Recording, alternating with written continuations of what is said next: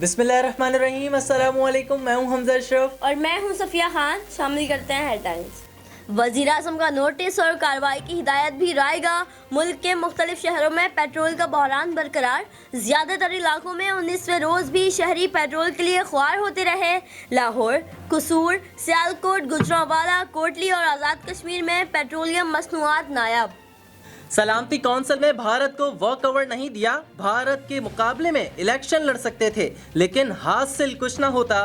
وزیر خارجہ شاہ محمود قریشی کا سینٹ اجلاس میں اظہار خیال، کہا ہمارا کام بھارت کو بے نقاب کرنا تھا اور وہ ہم کرتے رہیں گے۔ آج بھارت تنہا ہو رہا ہے۔ نیپال، بھوٹان اور سری لنکا بھی بھارت کے خلاف ہے۔ افغانستان بھی سوچ رہا ہے۔ وزیر خارجہ نے بھارت کو خبردار کرتے ہوئے کہا ہم تمہاری گیدڑ بھپکیوں سے نہیں ڈرتے۔ کراچی میں کورونا سے متاثرہ علاقوں میں 2 ہفتے کے لیے لاک ڈاؤن۔ رینجرز، پولیس اور انتظامیہ نے 41 حساس یوسیز بند کرا دی۔ حیدرآباد میں بھی اسمارٹ لاک ڈاؤن، 100 سے زائد علاقوں، ٹاؤنز اور کالونیز کو سیل کر دیا گیا۔ ادھر ملک بھر میں سیل کیے گئے علاقوں میں لاک ڈاؤن کی خلاف ورزیاں جاری۔ پولیس خاموش تماشائی بن گئی۔ چیئرمین NDMA نے تمام بڑے شہروں میں سیلاب کا خطرہ ظاہر کر دیا۔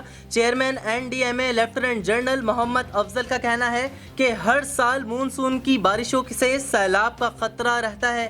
کراچی، لاہور، گجرانوالہ، راولپنڈی، حیدرآباد میں اقدامات کیے جائیں۔ کراچی، گھوٹکی اور لاڑکانہ میں بم دھماکے، 2 رینجرز اہلکاروں سمیت 4 افراد شہید، کئی زخمی ہو گئے۔ گھوٹکی میں رینجرز کی گاڑی کے قریب دستی بم حملہ ہوا، 2 رینجرز اہلکاروں سمیت 3 افراد شہید، 2 زخمی ہو گئے۔ کراچی کے علاقے لیاقت آباد 10 نمبر کے قریب بھی دستی بم حملہ۔ ابتدائی تفتیش کے مطابق نامعلوم حملہ آوروں نے پل کے اوپر سے بم پھینکا، ایک شخص جاں بحق۔ لاڑکانہ میں کریکر حملہ، کوئی جانی نقصان نہیں ہوا۔ قانون نافذ کرنے والے اداروں نے تفتیش شروع کر دی۔ یا رب العالمین خطائیں درگزر فرما اور ہمیں معاف کر دے۔ ملک بھر میں جمعے کے دن یوم دعا منایا گیا۔ مساجد میں نماز جمعہ کے اجتماعات کے دوران شہریوں نے اللہ کے حضور گڑ گڑا کر دعائیں مانگی۔ علماء اکرام نے شہریوں کو اللہ کی ناراضگی سے بچنے کے لیے اطاعت کے طریقے بھی بتائے۔ فی الوقت اتنا ہی۔ مزید خبروں اور اپڈیٹس کے لیے وزٹ کریں ہماری ویب سائٹ csnlive.tv۔ اس کے علاوہ آپ ہمیں فیس بک اور ٹویٹر پر بھی جوائن کر سکتے ہیں۔ دیکھتے رہیے CSN۔